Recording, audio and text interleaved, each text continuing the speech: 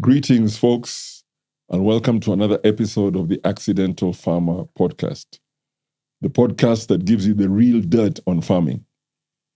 Today on the Accidental Farmer Podcast, I'm joined by Kevin Kamau, the man behind Tukalime Ventures, a farm management company that's helping landowners across East and Southern Africa turn their land into productive, profitable farms. Kevin's journey took him from Nairobi to Kansas City, Missouri, where he studied economics and finance, and back home to start Tukalime. Since then, he's managed over 3,800 acres, created nearly 17,000 jobs, and expanded into Tanzania, Zambia, and Mozambique. He's worked with big names like Twiga Foods and has even been nominated for Agripreneur of the Year. And he's deeply passionate about solving farming challenges in the region. When he's not growing farms, he's hiking, catching live music, or hanging out with his nephews and nieces. True.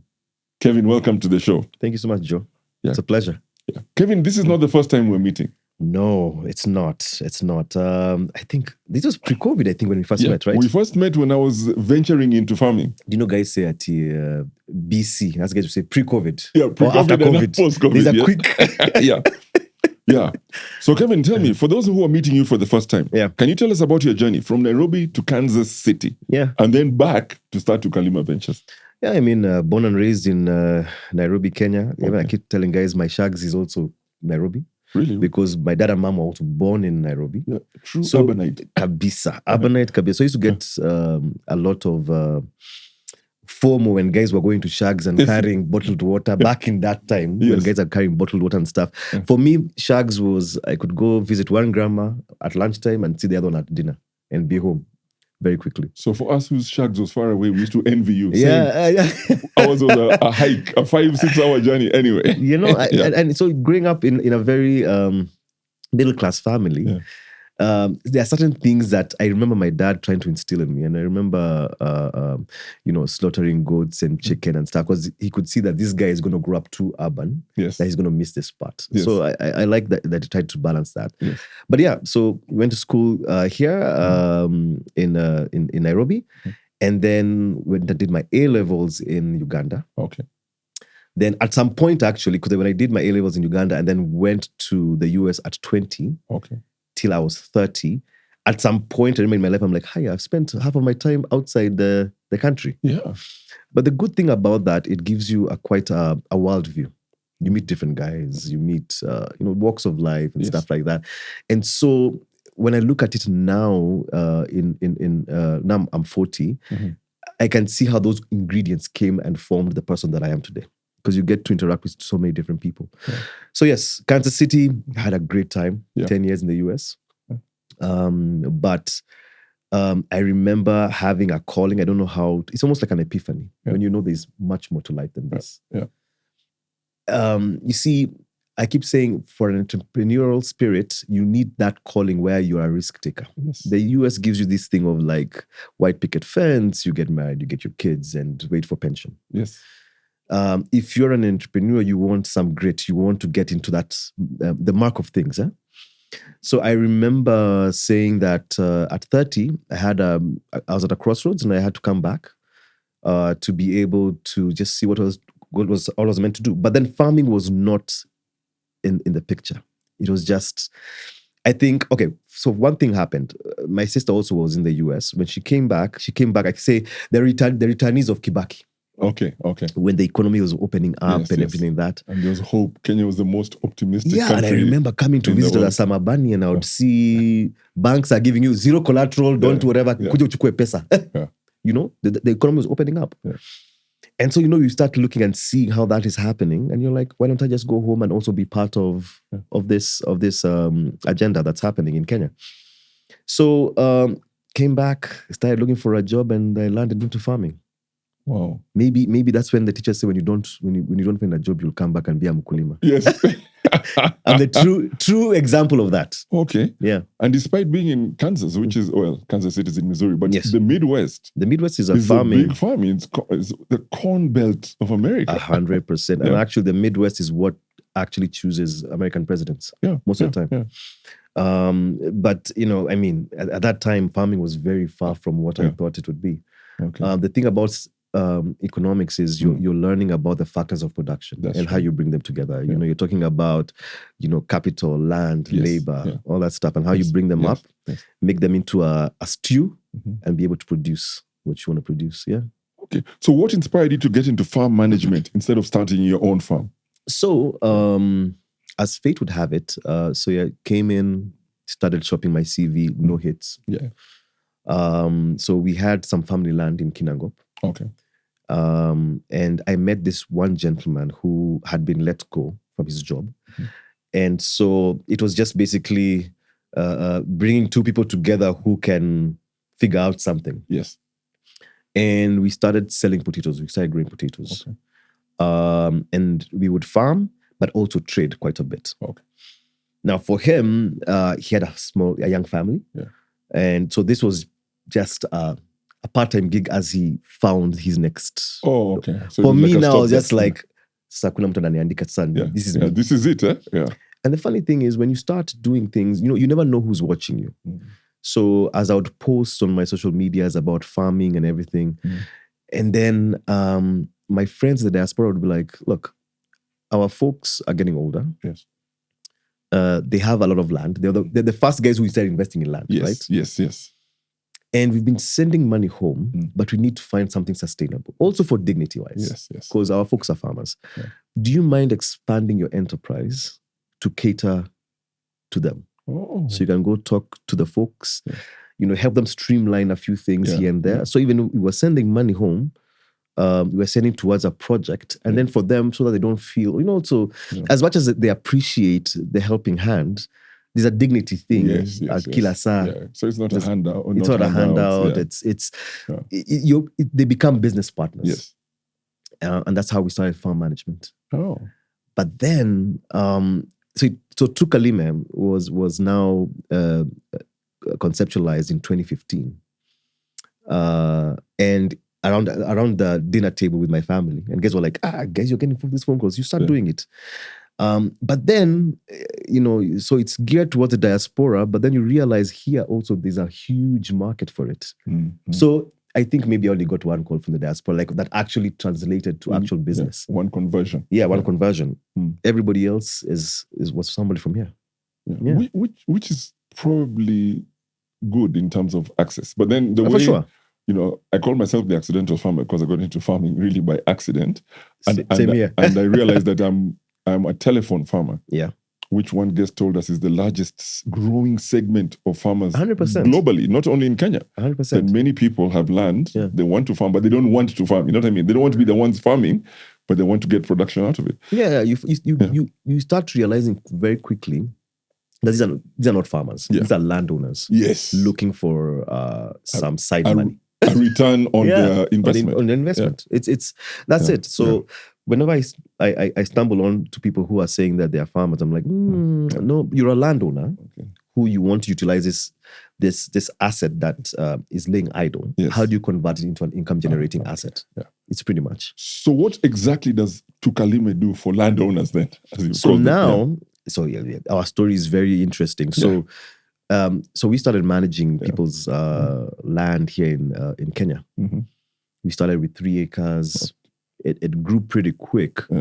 But then, so this is 2015. So between 2015 and 2019, it was, there was growth, but also I hadn't done my 10,000 hours. Yeah. You say you do your 10,000 hours and you become an expert in what you're doing. So it was still learning curve. Still learning curve because I did economics. I'm not an agronomist, but I hired the right people to do that. Yeah.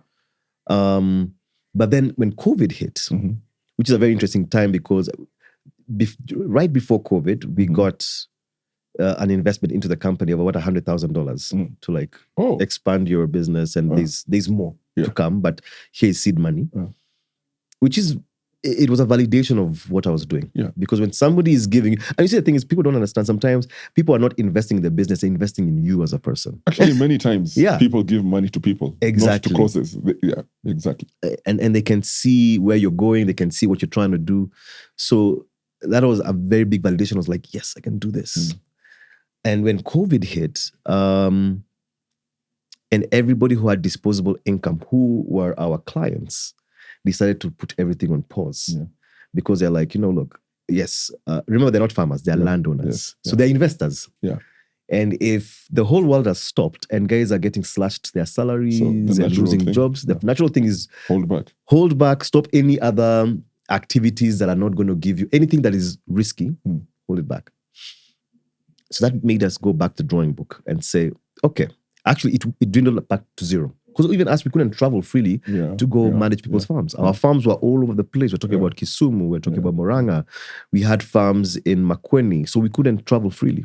And also people were jittery, rightfully so, that you're coming from the city, our folks are in shags, you're going to bring, because the cities are the epicenter. Our parents are elderly. COVID we're told that the elderly are more vulnerable. Exactly. So it was right on. So nothing personal about it. So you made us sit back and say, so your business, your clientele has gone to zero, literally. There's no money coming in. And this is after the $100,000 has been put in. Yeah, it's still being put in month in month. So there's still pressure to deliver, obviously. And the thing is, I have been, personally, Tukalime and myself have been a product of a lot of goodwill.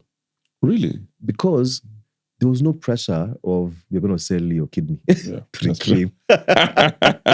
No, really. And we are still such good friends with these guys and stuff like that. And we do a lot of business together still. And we'll talk about the whole journey. You'll see the goodwill as it comes and goes. As it plays out. Yeah.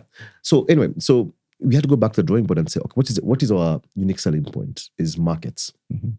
And how we validated these markets during that COVID time, because you see, industry is still going to continue. People are still going to eat. We went and signed contracts worth $700,000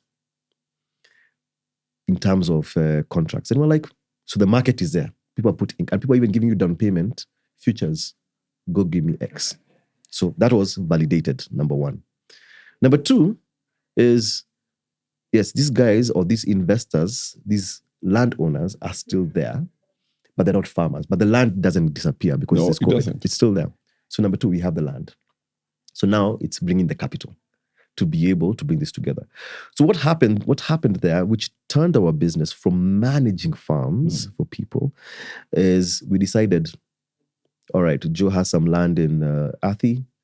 Give him an offer where either we do a JV or we lease the land outright and we get in. So now for you, whether COVID happens or whatever it is, you're out of the picture. Let me do what I do best. And with the turn of that, we went ahead and pivoted our business to managing land now. We just aggregate land. And as we'll continue talking, you'll see how the economies of scale kick in when you do large-scale agriculture. And we've gone to a place where now we've passed the 4,000 acre mark. Wow. Because the land is there. Yeah. The need is there. Industry is there. Yeah. And if you can give industry value in terms of, can I get this raw material at the right price, quality, consistently, they'll sign you up, bring it on. And so now your question being, what does Tukalime do in terms of that? We do different things. We say we are land aggregators, where we put in the factors of production in terms of agriculture to get to meet objectives of different industry players who use agricultural products as their raw material. We are not against working together with landowners where we can do JVs and stuff like that. But the question is, as we were talking before we started this podcast, is most people don't have the appetite. Yeah, that's what I was going to ask. to get into something like this. You're right, yeah. If for example, I'm a landowner and say I told you, Kevin, I have 30 acres in, say, Miwani, okay? I see people doing sugarcane. I don't want to do sugarcane. I see people doing maize. I don't want to do maize. Yeah. To me, those are taboo crops. I don't want to do them. As a customer, what would you advise me to do? How would your services help me? No, I mean, it depends. If the land is viable, of course, you do your feasibility studies, you do your soil analysis, availability of water, or if it's rain-fed. How does this look like? Okay. We do the numbers, but we all know spreadsheets always. Spreadsheet farming is the number one cause for disaster for many farmers. But now the question is, I can give you a proposal and tell you, fine, per acre, you're going to need 200K. 200K times 30. To put in. As in, and the thing is, I mean, you have to make sure like all the perils of agriculture, are they going to meet you? So you could lose this money. And then you can decide. Now, for me, I may have more grit in terms of if it's too expensive, can I lease the land from you? I can either lease it at market rate, which sometimes is leasing an acre of land, like we lease land in Narok, you can get it as low as 5K an acre per year. Yeah. So, you know what? What I'm giving you is somewhat of a real life case. Yeah. And a friend of mine called me. Yeah. A friend of mine. Yeah. If he's listening to the podcast, he knows. Said, Joe, I know you've got land somewhere. I want to lease it from you. Yeah. And his starting price, I kid you not, was 5,000 an acre. Yeah. And the minimum, he told me something like minimum 3 or 5 years. I can't remember. There's a minimum period in which you wanted to lease the land. And I was aghast. I said, this is crazy. No, but see, the thing is, there are guys who are like, look, I have no need for the land. It's 5K per acre per year, and he's paying you. He probably can't even pay you that 5 years up front. That's right. Take the tunes. Yeah. So there are guys who are like, usinisumbue shamba imekaa hivyo, chukua shamba. But then if you're a true entrepreneur in business, you'll be like, no, wait a minute. Yeah. Wait a minute. Yeah. I want some skin. So I'll bring in the land and maybe I'll pump in 20% to get a return of X. Okay. Because this guy leasing this land for 5 years is also onto something. Of course. Yeah. So for me, look, I sometimes also you have to evaluate who you want to go into business with. Because sometimes it's a headache. Very true. So and managing expectations. Exactly. Someone is calling you somebody and telling can be you, like, we're in this together. I want money now. Neighbor alinipigia simu na anaona vitu zimekauka. Yeah. Then now you are like, or expecting returns that are not there. That's exactly. There are many things. 100%. So going back to your question, yes, I'll just give you different scenarios. Okay. Let's say A, B, C, D, depending on what the opportunities are out there. Okay. So for example, you said like maize. I used to be the same in terms of maize is such a hot subject, topic, whatever. But right now we're getting calls from so many different people trying to order from us about 10,000 metric tons of maize. Really? That's great. That's 1 million kgs. Coming from TZ, coming from Zambia, coming from whatever. Right now we signed a contract with Farmer's Choice to do yellow maize for them, for animal feeds. And that releases the pressure of them getting into the market of this white maize that everybody's scared about. It's yes. So there's always a angle you have to look at. Yeah. So when you talk to guys like Farmers Choice, I'm like, okay, we can do this. But then now for me, I look at it when I talk to them and I talk to their CEO and I'm like, I can see where she wants to go, but I can blow it up bigger. Yeah. So I'm like, if we're doing 200 acres for you guys, what's wrong with doing 1,000? Because the thing is, a lot of people don't approach things on that scale. What wanaogopa sana? Sana, yeah. We're quite conservative in some of these things. Very, very conservative. But, truth be told, sometimes you have to do some of these things small scale and then blow it up. Yes, I wouldn't suggest 1,000. And this is the problem with farming. Many times you see the numbers, you say, okay, if 10 acres gives me this, 1,000, I'm 100xing, let me jump in. And then everything goes wrong. Yeah. Exactly. So, I would give landowners different options. Okay. And we can look at, and so many people come to me and tell me, can we do a partnership? Yeah. Now there is when I look at this person, doesn't really make sense. Yeah, because so you don't do any partnerships? They don't do any partnerships. Not all money is good money. Okay. So you've told us one thing. So criteria. So sometimes you do leasing. Yes. You can come to me and say, Joe, I'll lease your land. Mm-hmm. Yeah. Okay. Yeah. So if I don't want that, what is the second option? And so now, if we're going into call it a JV. It has to have an upside for both of us. Okay. Yeah. Involved. Let me tell you, for example, it's like kind of like if you create a board for your company and everybody's just sitting there, not opening up doors. So even if we get into a JV, it's not only about the money or the land. It's also like, what doors can we open up together? It's about the relationship. It's about the relationship, because sometimes guys just sit there and wait for returns. Yeah, we abdicate. No, that thing is risky. So what happens is we move from being a joint venture to you work for me. Exactly. Almost, yeah. So now, and I'm a very anxious person. Yeah. Those phone calls stress me out. I'd rather we are in this together.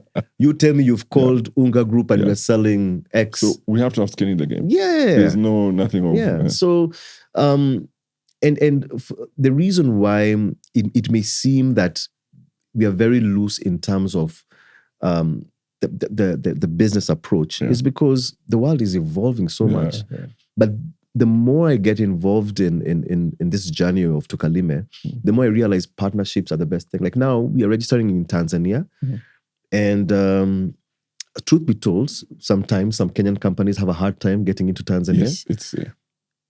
So what I did was I just ceded control on that side and say I'll give my partner there, who we've worked for a while together. So you 51%. I'll take 49%. So you still own? I'm still an owner. Yeah. So who cares? Yeah. We're still doing major projects and doing other things. It's a bit audacious, but it's good. You have to be audacious to do these things. Yeah. Because look, if 49% is infinitely bigger than zero. Exactly.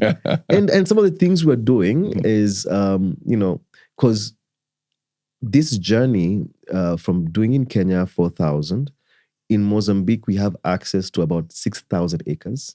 We're trying to break ground. We've signed contracts. We actually have an office in Mozambique. Oh.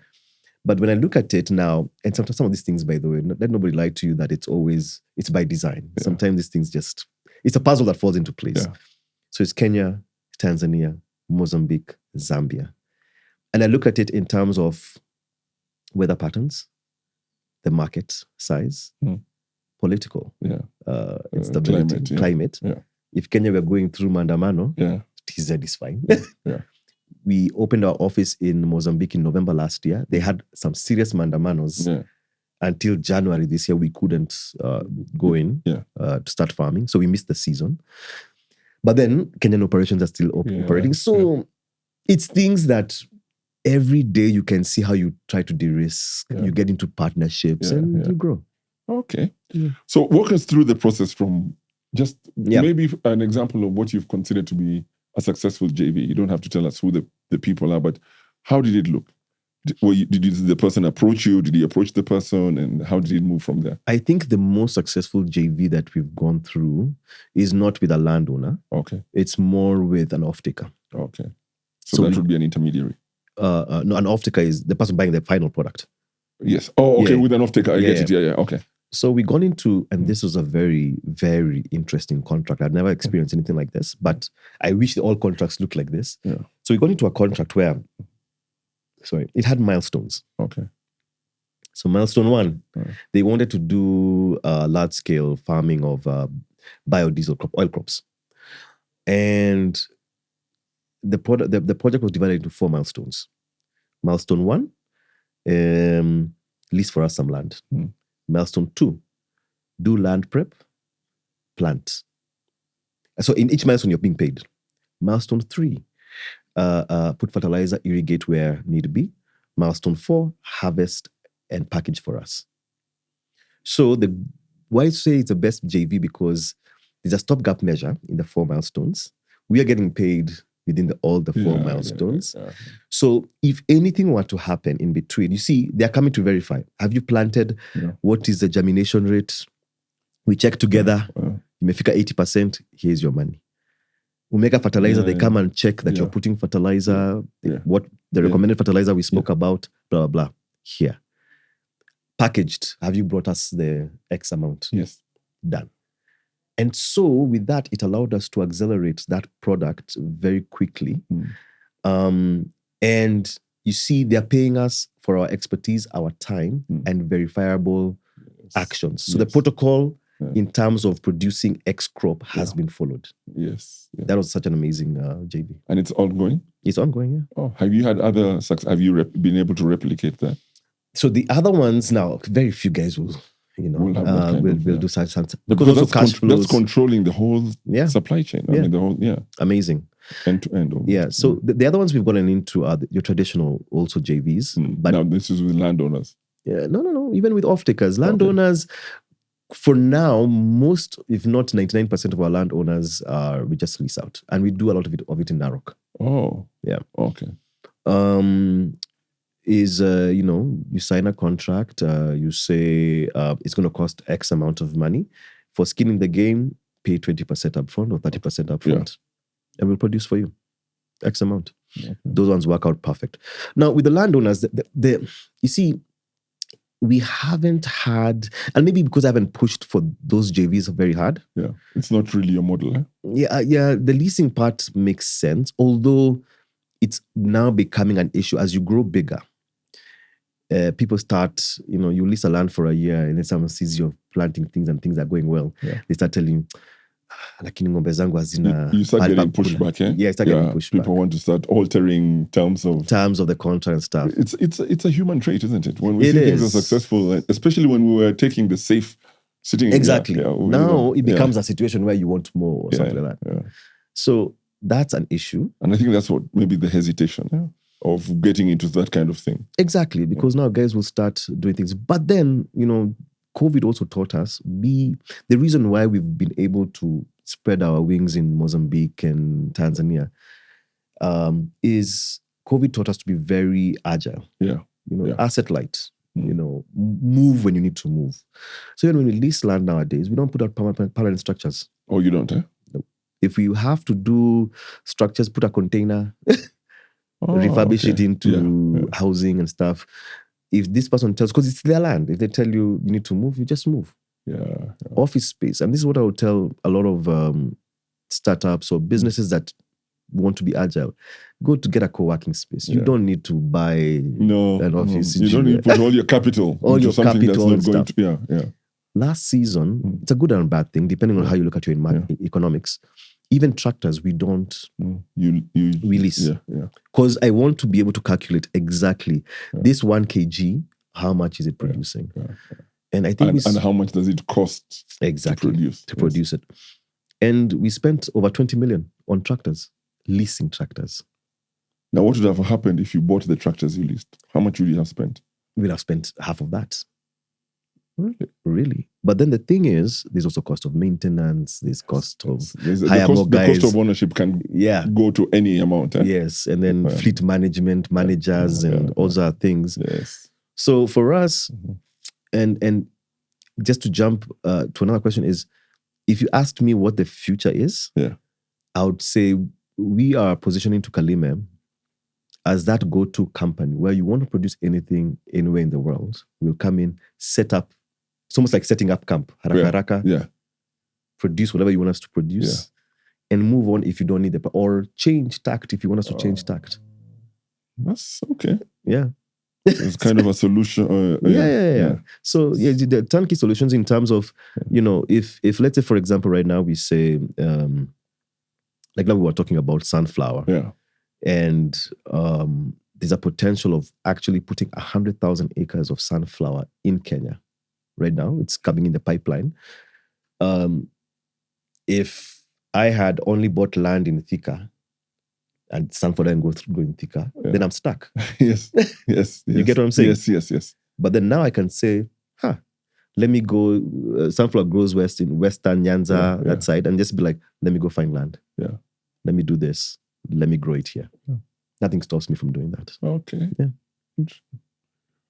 What's the smallest piece of land you've seen that has been viable commercially? So, to be honest, for us, when you do the math, 3 acres from there, that's when it becomes viable. Oh.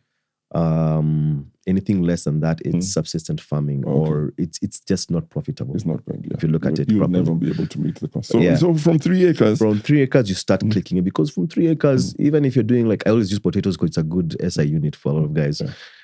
From 3 acres, you can actually get a proper trailer, 28 trailer ton truck from that. Oh. Yeah. And how do you decide what to grow on a client's land? Is it the client who decides? Is it a joint decision? Yeah.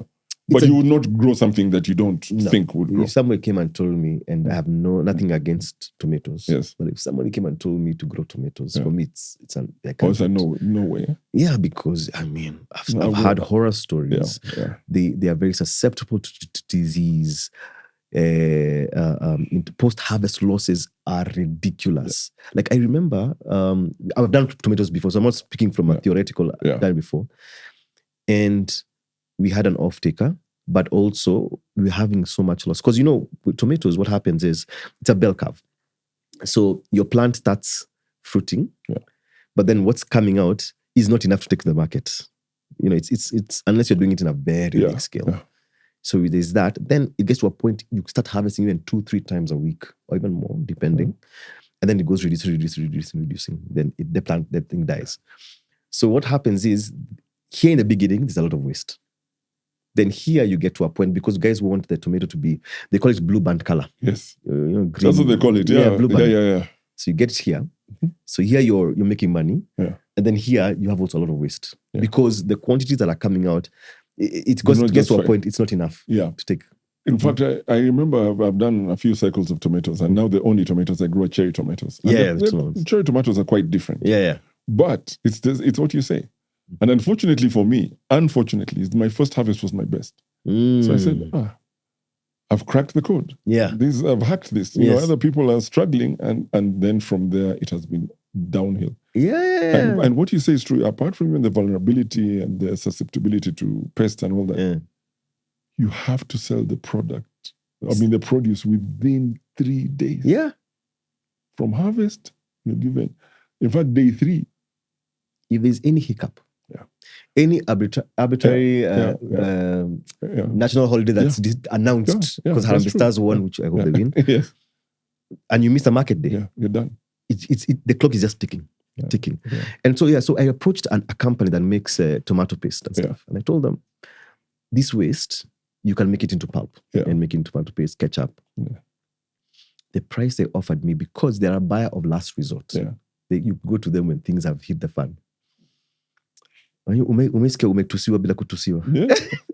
But then they insult you straight up.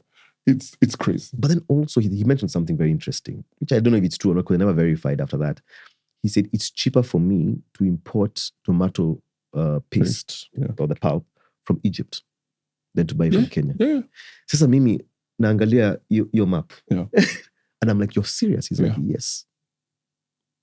How do you compete with that? Yeah, because I talked to my colleagues, and one of them was saying, you need a concentrator, the machine that is very expensive to do commercial tomato paste. Yeah.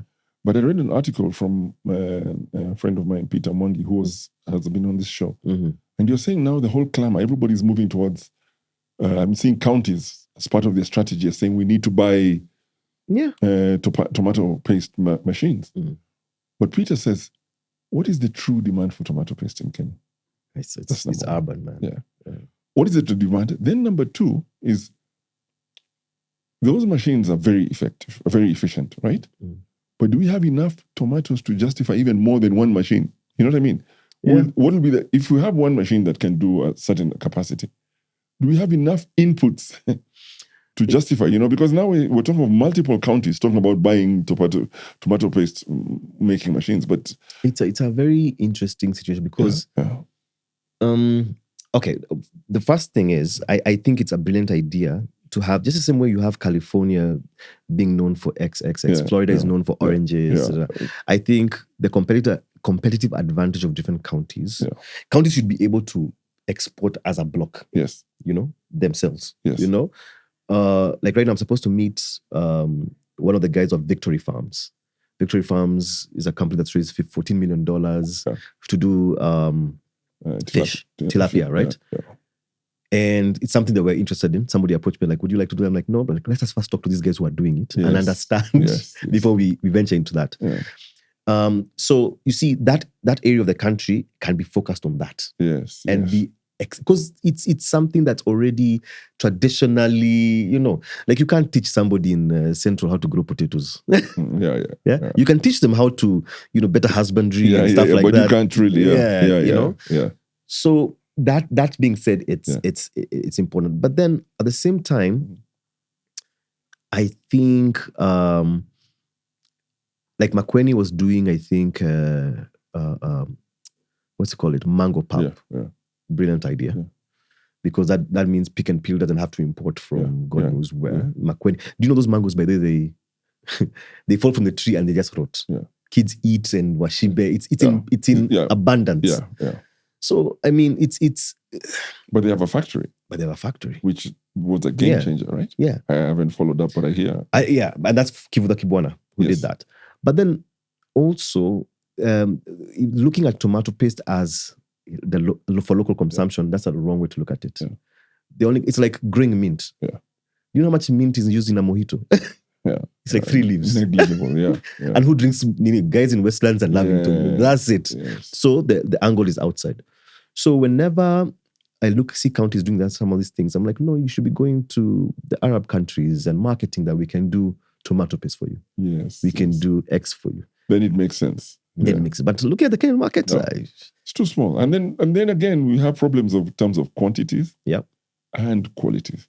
100%. The quality of the, Yeah. And then remember, if we're exporting, but this is the thing, if we're going to be exporting that tomato paste, we're competing with countries that are experts, Italy, Egypt. I mean, there are countries that have been doing tomato paste for 100%. Yeah. But then that means then we have to up our game. Yes. It's one of those things like, I keep saying, I did a paper in college.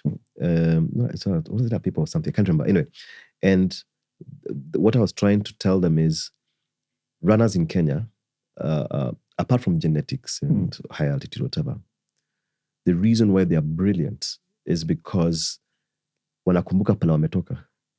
So when they see that finish line, they are running to make it. So Kenya, in terms of producing and becoming an industrial country that we hope to become, we should be looking at Ukombele. Yeah. This is what we want to reach. And I think we can get there. I mean, I believe resolve beats talent any day. Yeah. Because you can beat somebody down every day and stuff, but if they wake up in the morning and still try, eventually they'll make it. Yeah. So for some with the idle land, how do you do your assessment to see if it's viable? The first thing we do is we measure the land. Yeah, okay. So you've already told us 3 acres, under 3 acres, forget it. Yeah. Regardless, it's not worth the effort. It's not worth the effort. Yeah. Economies of scale, all the things, all the economic factors come into play. Yes. Yeah. So we measure the land, we see, does it make sense? All right. We look at the soil analysis. Okay. We look at accessibility of roads, water, all those things. And then now we put them into the dreaded spreadsheet. Yeah. If it doesn't make sense in the spreadsheet, iko shida. Yeah. That's the first. That's the first. Well, after all that, if everything else is ready, but if the numbers don't make sense, the numbers don't proceed. Yeah. Because even if there's water, one of the things that people forget to calculate is the cost of energy. Yeah. How much is it going to cost to pump this water to this farm? Yeah.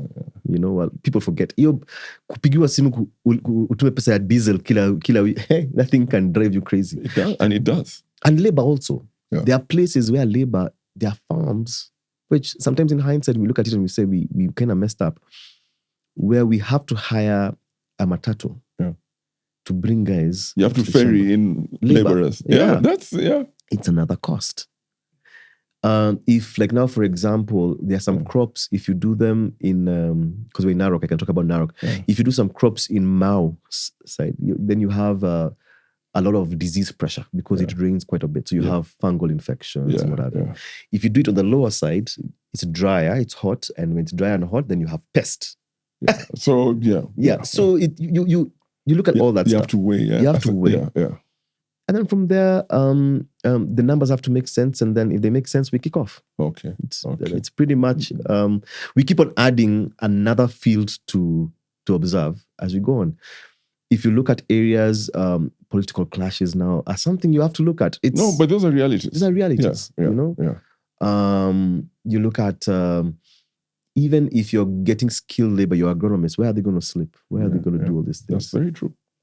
What things you have to look at? Yeah. I remember many years ago, I used to be a French bean grower, and we used to grow for export, so we were contracted farmers. And I remember making a delivery on New Year's Eve, because the market doesn't know holidays or Sundays. Yeah. Exactly, 100%. Yeah. So, there are very many factors. But after a while, you get to have an eagle eye view of X. And you can get to tell quite quickly whether this is a viable project or not. Even before your instincts become very honed and 100%. Through experience of seeing it over and over again. Right? Yeah. You can walk into some, like, I remember, if we talk about losses, I remember we have a 200-acre farm in Makueni. Okay.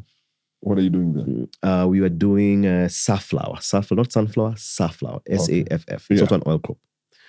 And usually it rains during at the end of the year also, but the biggest is the long rains in March. So since we have this land we don't sit idle, the kuyo in me is like we have to plant. And this is a drought-resistant crop. Should do well. Drought-resistant does not mean it doesn't need water. Guys, and it doesn't need water. I think that's the mistake many of us think. Yes. Water-resistant watch does not mean you just go deep. It doesn't mean. So now, so walking the shamba, okay, of course, you had the bad news. So it rained, it germinated, it rained once more, then it katikad. These things can happen. It's 200 acres. So you're walking into the farm. Already thought about the calamity that you're about to see. I told the guys, this thing, just bring the tractor and plow in, and we just wait. This was in November, December, and we just wait for March for it to nini. And the guys were looking at me like I'm mad, and I'm like, the thing is dead. What do we do? So cut your losses. Cut your losses. Part but then now going back to saying, when you're telling me about the land viability and what makes sense, that's a shamba that we will not renew. Oh, yeah. Okay. Because now it's only good for one season. Why have it? We have majority of our farms are in Narok, so maybe instead of doing that, just move it there. Now, going back to where you were saying that you need to be agile, if I had bought that shamba, and it's in the middle of, where elephants, karibu na Savo. So you're not building apartments there or you're not doing whatever. So that becomes a problem. So the viability is an important thing. So the follow-on on that is what kind of mistakes do you see first-time owners making? I mean, there are many, there are so many. I think the first thing, if you do your calculation and you're thinking you're going to buy a Range Rover on your first harvest, it doesn't work. Okay.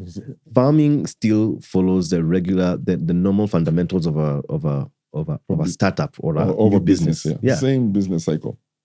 You could take years to break even because you end up having to reinvest into different things. So that's the first thing. That calculation, and then you romanticize on the profit instead of looking at the process to get to that profit. You get what I'm saying? So you're looking at, I can make X amount. To be honest, farming is very profitable. I know you've it's good to say that. I want my people, my listeners and viewers to hear that because it's very profitable. There is a reason why who's who in this country farms.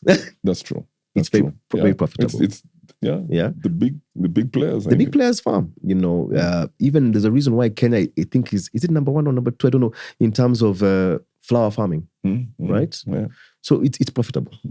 But then the amount of skill labor that you need, the amount of capital that you need is also very understated. I think we don't do justice to a lot of people to understand how much that it needs. So a lot of farming is undercapitalized. 100%. We've had this discussion, you and I, and maybe I shouldn't mention this, but we've had this discussion about like agritech. And I remember I was talking last week and I was telling you like, it touches a raw nerve, right? That a farmer cannot afford fertilizer or seed. Like, for example, going back to my SI unit, potatoes, 60% of the capital needed is seed. Just seed, eh? Seed is like 70K. What you like mbegu your shosho put aside some those small ones. For what? For per acre. That would be higher than onions. 100%. Onions an acre, I think, is what, 25K or something? 45K. The hybrid. But that's significant. It is. For guaranteed no returns. 100%. You're looking at about 65 to 70K of seed. So that's the first barrier. That's the first no seed, barrier. No crop, right? Then, so that's seed. Then fertilizer becomes the next whatever. Then you have your pest control and stuff like that. Then if you break it up in terms of cost contribution, irrigation, all those things. But let's talk about irrigation is a 1% issue. We're just talking about regular. So when you tell me to download an app to be able to see ABCD, and I can't afford, already I am starting from a losing position. I'm not comparing to myself. I'm going to talk about like as a farmer in Kenya. I'm not going to put as my neighbor here in Kinangop or in Meru. That's not who I'm competing with. Because now we're a global village. I'm competing with a guy in Netherlands. The guy in Netherlands is getting over 20 tons per acre. Me, I'm getting 4 tons sellable ware, but I can sell. And then how are you competing? You can't. You're not the same. And when you see big commercial farmers, especially in these big the countries where they do farming on a large scale, very profitable, Netherlands, Israel. What sticks out is how highly mechanized. You go to 50-acre farms and you find 5 employees. Exactly. On a 50-acre farm, somebody will tell you it's... No, 100%. We'll have 100, 200 employees, We have had a situation where the time we had about 400 casuals a week. Yeah, paying guys. Yeah. And those guys, you can't allow their money. No. So radio... And they're on maybe say even take 400 shillings, 500 shillings, even 400 shillings a day. You can't compete. It's not sustainable. It's not sustainable. So you have those, and to be honest, government is trying to do the right things here and there. Yeah. Because also in those countries, agriculture is subsidized. Yes. In the US, in Israel. And there are many ways to acquire the mechanization, the equipment. Exactly. Here, I mean. And here, rightfully so, I mean, I don't know what they're doing with it, but counties also have tractors and stuff like that. But I don't know if guys get the process. Exactly. I don't know what the model is for them. But I mean, these, Joe, I keep saying this, we want to be an industrial country. And I think they have to take it serious. Maybe I'm biased because I'm in agriculture, but I strongly believe in this. Is before you have an industrial revolution, you have to have an agrarian revolution. You have to be able to feed your people. Feed your people, feed the labor. Yeah. Remember factors of production, economics. Yes, you go back to the basics, right? They say in everything. Yeah. Capital. Yeah. What are we doing in terms of pumping money into agri? Yeah. You have to feed your labor. Yeah. You have to feed your population. You have to feed your population. Yeah, it is, And the raw material to be able to have feedstock for the factories. Yeah. The reason why the River Texas of this world, of this country, what else did we have? We had pyrethrum. I think pyrethrum is coming back, pole, all these things. In the early 90s and they died is because there's no feedstock to feed the factory. So, You drive across this country, you'll see ginneries for cotton. Cotton was huge. You go towards Taveta, there's a lot of sisal farms coming back up. So you can see the uptick. Yeah. But I don't think we take it as serious as we can. Talking of labor is a big issue. Yeah. When you manage farms, how do you get reliable farmer labor? To be honest, if you know that secret, please let me know. Okay. But it's so interesting. Yeah. I mean, you also have to go to the different. Okay, let me give it this way. Whenever I'm in Central, the biggest issue which is a very big issue, is alcoholism. Yes. So the minute I pay guys, there's some guys who won't show up. Yeah. Because they'll drink and stuff and and then come back with that story on the side. Yeah. That's the same with fishing in Nyanza. Yeah, it's the same thing. You pay the guy disappears and comes back with stories. Even somebody's wife comes and asks, I haven't seen him for a few days. It's an issue. When you go to sides like Western now, Kitale and stuff, one thing I realized farming there is, yes, there's a daily rate, but you have to feed guys. Yes. Different dynamics. In Narok, Narok then have a lot of things, but in terms of even the working hours, because you still have the house to pastoralists. They have to take their cows out for pasture and stuff like that. So it's a balance. So although Narok is very into, I learned something the other day that the women are the ones who take the cows out for pasture. Yeah. Okay. I didn't know that. But you have to understand where you are and you have to have, what are you trying to offer? Okay. It makes sense. So we have to take the labor thing, and even in terms of expertise, many of the laborers that we have to train. We have to, right? You have to train. Which is something Kenyans you have to train. We have to change our mindset that we have to invest in our people. We have to invest. I mean, there are so many programs. Not even you can do it as a private company. You train labor, but because you have quite a bit of turnover in terms of, because it's casual laborers, you won't have as much rich for the next season and stuff like that. That sometimes can change. But there's so many different programs. I remember we used to have agronomists by the government come through to the shambas and try and train you and stuff like that. I wish those things could come back. It would really help. So the challenges you see in Kenya, are they similar in other regions? Say, for example, Mozambique, where you're going to? Look, I say this quite often. The African problem is the same across the border. What is that? Same issue. Okay. So, and that's the reason why we found that our services or what we're trying to do, we are portable across different regions. Actually, my biggest thing in Mozambique is language barrier because Portuguese is deep. Yeah. It is. You know? Yeah. But the same issue. I remember I was in Senegal earlier this year. Oh. And I always try to visit. I love culture. I like understanding what's going on with guys. And again, also as an entrepreneur, you always see opportunity. Yeah. And those guys echo us, those West African countries. Yes. Most of them import their stuff from outside. They don't farm. From France. From France. So me, I'm looking at this opportunity. I'm like, there's a gap. It's a spring happening. And that's why things like UNCTAD, we hear all these initiatives for free movement of goods and people, but they need to be actualized, right? Exactly. And sometimes I've been blessed to be in spaces where meeting a decision maker is a 1 degree thing, which works perfect. So we're having these conversations. So Senegal just got a new president, a very young guy.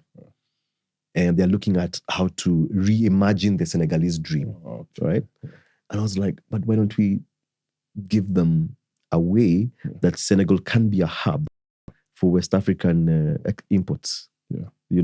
That's now the thing. And I think the president or the prime minister, but president or prime minister, one of them, is coming to Kenya for there's an Africa-French summit. There's a summit that's happening. Yeah. And I'm like, there's an opportunity to meet them on the sidelines. Again, I won't lose anything presenting this. Just be like, imagine this can be done. Government is the largest custodian of land. Yeah. It's sir, we can do ABCD. You can start with just cereals. Do maize and beans, or beans and green grams, because it's also a very dry country. Yeah. He will feed his population. Yeah. He can export to ABCD. Sometimes all government has to do is land, and maybe because they have core of engineers, is do canals and stuff like that. So as we wind up, very interesting the stuff you do. How do you see youth playing a part in Tukalime? Like, do you engage the youth? And the interest? Yeah, 100%. I mean, let me tell you. Because when we were growing up, we had a negative perception of agriculture. True. We're trying to hope that the next generation or the generations that are coming. Because I do a lot of podcasts, and that is how also the youth consume information. Yeah. TikTok is very vibrant, very vibrant. And so for me is to show by example. Okay. In terms of, I am not, I do not look like your traditional farmer. Exactly. So he's trying to paint a picture that this is not in your traditional. What you think a farmer looks like or should behave is up to your own imagination. You can be whatever you want to be. The other thing is, I think I'm 40, and I think everybody who works in Tukalime is under 35, I believe. Oh, okay. Yeah, so you've got Gen Zs. Yeah, a lot of Gen Zs. Okay. Iko shida lakini you're managing. We have to adapt. Hardworking and stuff like that. And I encourage open door policy. I encourage, we have an office, it's a co-working space. So you also make sure that it's attractive for guys to come and work there and stuff like that. But to keep on talking about these things, and hopefully it lights a spark on somebody else. And also, by the way, I think Tukalime, maybe, inshallah, maybe 10 more years of me running it. And then I want to go and do other things. Then hand it over to somebody else within the more energy will come into the place. I don't want to do this and hold on to this place for I'll do other things. So in those 10 years, what do you see for Tukalime? How many countries? How many more acres? So if by the time I look at Eastern and Southern, of course we wouldn't go to SA is already doing its own thing. It's doing wonderful. Want to touch West Africa and a little bit of the North. Okay.